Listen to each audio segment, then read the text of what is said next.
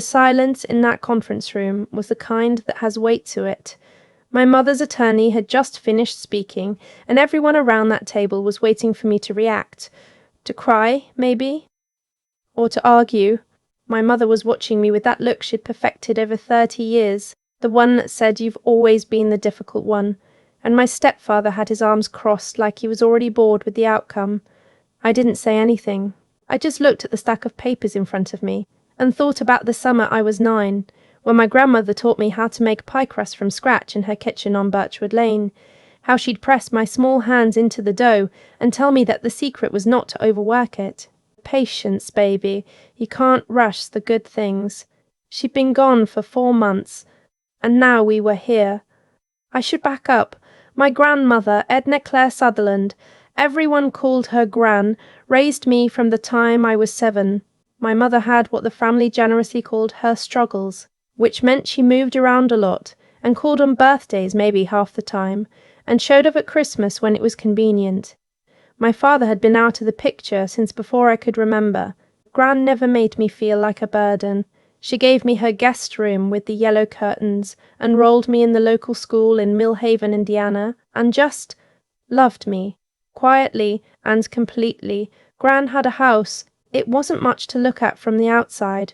A white 2-story on a corner lot with a wraparound porch, and a garden she tended every spring like it was a living thing she was responsible for. Inside, it smelled like cedar and old books and whatever was on the stove. It was the first place I ever felt safe. When I was in high school, I told Gran I wanted to be a physician. She nodded like I'd said something obvious. "I know," she said. "You've always had that kind of mind." She helped me apply for scholarships. She drove me to SAT prep on Saturday mornings without complaining. When I got into Indiana University on a partial scholarship, she cried at the kitchen table and then pretended she hadn't. I went to IU. Then I got into medical school at Vanderbilt. Then my residency in emergency medicine at a Level I trauma center in Nashville. I am now, at 31, an attending physician in the emergency department at St. Augustine Medical Center in Louisville, Kentucky. I am telling you this not to impress anyone. I am telling you this because in that conference room my mother's attorney did not know any of it.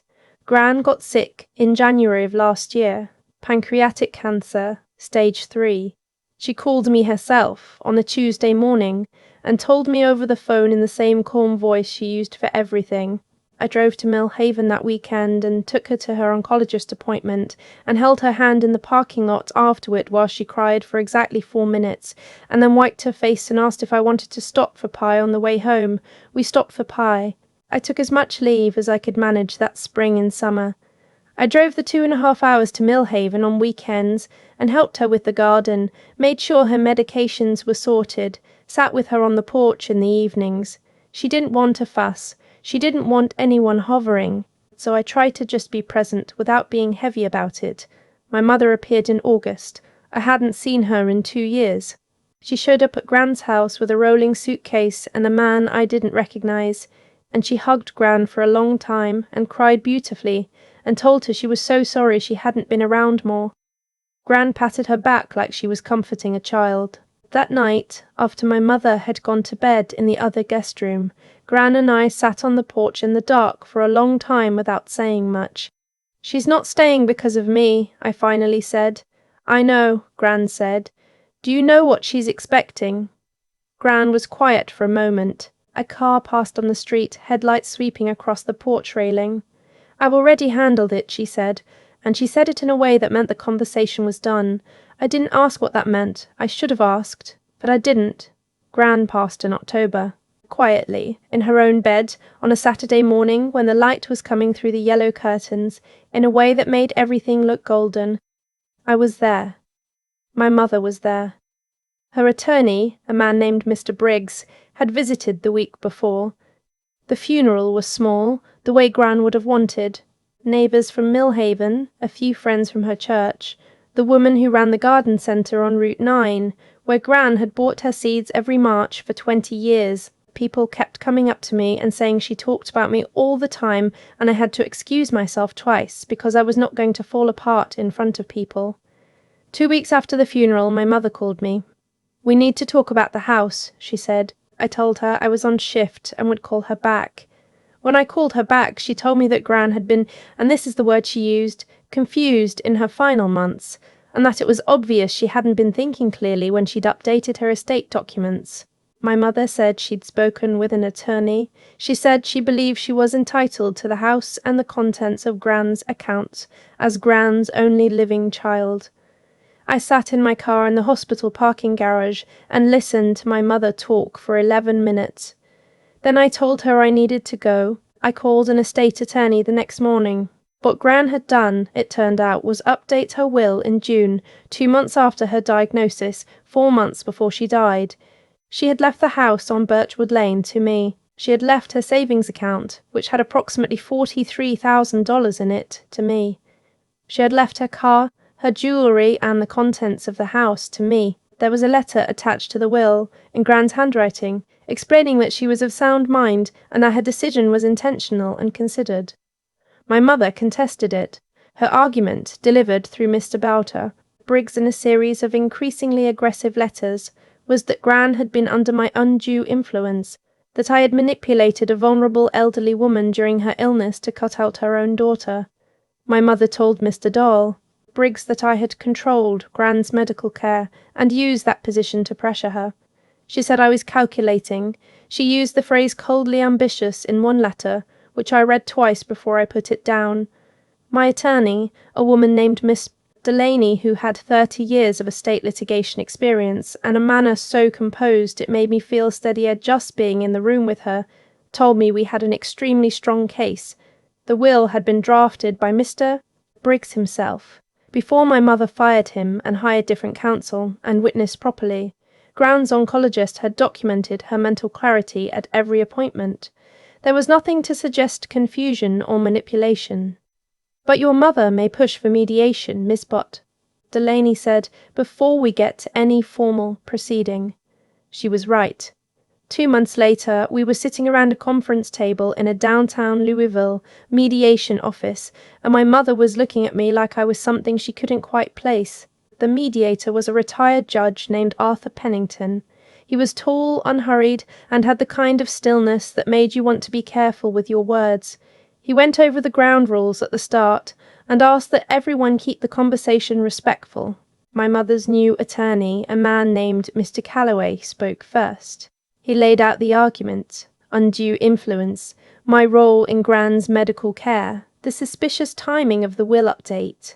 He said Gran had been isolated in her final months and that her decisions had been shaped by the one person who controlled her access to information and treatment. I kept my hands flat on the table. "Then, Mr. Bennon," Calloway said, and I want to be precise here because I have thought about this moment many times since. Ms. Sutherland here has made a career of working with vulnerable people. It's not unreasonable to consider that she applied those same skills to her own grandmother. Judge Pennington looked at him over his glasses. "What field is Ms. Sutherland in?" he asked. Mr. Calloway glanced at his notes. "She's in healthcare," he said. "Some kind of technician, I believe." There was a pause. Judge Pennington looked at me. I looked back at him. "Miss Sutherland," he said, "perhaps you'd like to clarify your professional background for the room." I had not planned to say it the way I said it. I had not planned to make anything of it, but something about the phrase, "some kind of technician," the casual dismissiveness of it, the way it echoed 30 years of being the afterthought, the difficult one, the girl my mother left with her mother because she had better things to do. Something about it made me want to be precise. "I'm an attending physician," I said. "Emergency medicine. I completed my residency at Vanderbilt University Medical Center, and I currently practice at St. Augustine Medical Center in Louisville. I've also published in 2 peer-reviewed journals on emergency triage protocols, though I'm not sure that's relevant here." The room was very quiet. My mother was looking at me in a way I couldn't read. Mr. Calloway had stopped writing on his legal pad. Judge Pennington was watching me with an expression I couldn't quite name. Not surprise exactly, but something adjacent to it. "A physician," Judge Pennington said. "Yes, sir." He looked at Mr. Calloway. "And your claim is that this woman, a licensed physician with hospital privileges, a woman who has completed approximately a decade of medical training, manipulated her elderly grandmother by controlling her access to medical information. Mr. Calloway started to speak. Because what Eve described, Judge Pennington continued quietly, is not undue influence. What you've described is a granddaughter who is capable of understanding her grandmother's diagnosis and being present for her care. That is not manipulation. That is family. My mother asked for a break. We took 15 minutes. I stood by the window in the hallway and looked at the street below. A normal Tuesday in November. People walking to lunch. A delivery truck idling at the corner. Miss Manus. Delaney stood beside me and didn't say anything, which I appreciated. When we went back in, something had shifted. My mother didn't look angry anymore. She looked tired. She looked the way I imagine I looked in Gran's oncologist's parking lot, the day we got the full staging results, like someone who has just understood something they'd been avoiding for a long time. She didn't say anything directly to me. She spoke to Mr. Calloway in a low voice, and he spoke to Miss Delaney, and Judge Pennington sat at the head of the table and waited. In the end, my mother withdrew the contest. There was no dramatic scene after that, no tearful apology in the hallway, no moment where everything got resolved in the way it does in movies. My mother put on her coat and left with Mr. Calloway, and Miss Delaney walked me to the elevator and told me she'd send the paperwork over by the end of the week. I drove back to Louisville in the afternoon. The highway was clear. I had a shift starting at 7 the next morning, and I needed to go over some notes and eat something that wasn't vending machine food and sleep. I thought about Gran the whole way home. I thought about how she'd never once told me to be extraordinary. She'd just treated me like I already was, not in a grand way, not with speeches, but in the way she'd kept every card I ever made her, and asked about my patients by name, even though she only ever heard about them in vague terms, and drove 40 minutes each way to attend my white coat ceremony, without making a single thing about the drive. She knew what she was doing when she updated that will. She was not confused. She was not manipulated. She was a woman who had spent 30 years watching me, and she decided she knew what she wanted. About a month after the mediation, I got a letter. Not from an attorney, just a plain envelope with a Millhaven postmark and my mother's handwriting on the outside. I stood at my kitchen counter for a while before I opened it. It was 2 pages, handwritten. She said she was sorry for the contest. She said she knew she hadn't been the mother she should have been, and that she'd spent a long time telling herself a story about why that was okay, and that sitting in that room and hearing who I had become had made the story impossible to keep telling. She said she didn't expect anything from me. She said she just needed me to know. I read it twice. Then I folded it carefully and put it in the drawer where I keep things I'm not ready to deal with yet. I'm not ready to deal with it yet. I might not be for a while. What my mother did, not just the will contest, but the 30 years before it, doesn't dissolve because she finally found the words. I understand that she had her own damage, her own history, her own reasons. I'm a physician. I know that people are complicated and that no one is only one thing, but I also know that Gran was in her kitchen on a Saturday morning with yellow light coming through the curtains, and she chose me. After everything, she chose me. And that's not nothing. That is, in fact, everything. The house on Birchwood Lane closed escrow in February. I didn't sell it. I took 3 days off, which, in emergency medicine, is roughly the equivalent of a sabbatical, and drove to Millhaven and walked through every room. The cedar smell was still there. Her gardening gloves were still on the hook by the back door. I found a tin of Earl Grey in the cabinet that she'd bought at some point and never opened, and I made a cup and sat on the porch in the February cold with a blanket around my shoulders and watched the street. A neighbour from 2 houses down walked by with a dog and waved. I waved back. A kid on a bike slowed down to look at me and then pedalled on. I finished the tea. I went inside and started making a list of what needed to be fixed. The porch railing on the east side, the bathroom faucet that had always dripped, the garden beds that would need to be turned over before spring. I called a contractor the next morning. I had a shift the following week. Between now and then, there was work to do. Gran always said patience was the secret. You can't rush the good things. I'm learning, slowly, that she was right about most things. I've thought a lot about cause and effect since that day in the mediation room. Not in any mystical sense. I'm a physician, I think in systems. Actions produce outcomes, patterns, repeated long enough, become destiny. And what happened in that conference room wasn't luck or coincidence. It was 30 years of choices made by everyone in that room, finally arriving at their natural conclusion. My mother made her choices. She left when I was 7. She stayed away when it was inconvenient to stay. She reappeared when there was something to gain. Those weren't random events. They were a pattern, and patterns have consequences. The consequence of hers was that she sat across a table from a daughter she didn't know and tried to diminish someone she had never bothered to understand. Gran made her choices too. She opened her door. She drove me to SAT prep on Saturday mornings. She kept every card I ever made her in a shoebox in her closet. I found them when I was cleaning out the house. 30-some cards going back to when I was 8 years old, crayon drawings and misspelled words and all. She chose every single day for 24 years to show up, and the consequence of that was a granddaughter who became a physician, who was present when it mattered, who she trusted enough to leave everything to. And I made my choices. I studied when it was hard. I stayed in the hospital through 30-hour shifts when my body wanted to quit. I drove to Millhaven on weekends when I was exhausted because Gran needed someone there, and I was the person who was going to be there. I didn't do any of it to prove something to my mother or to anyone else. I did it because Gran had shown me what it looked like to be a person who follows through, and I wanted to be that kind of person.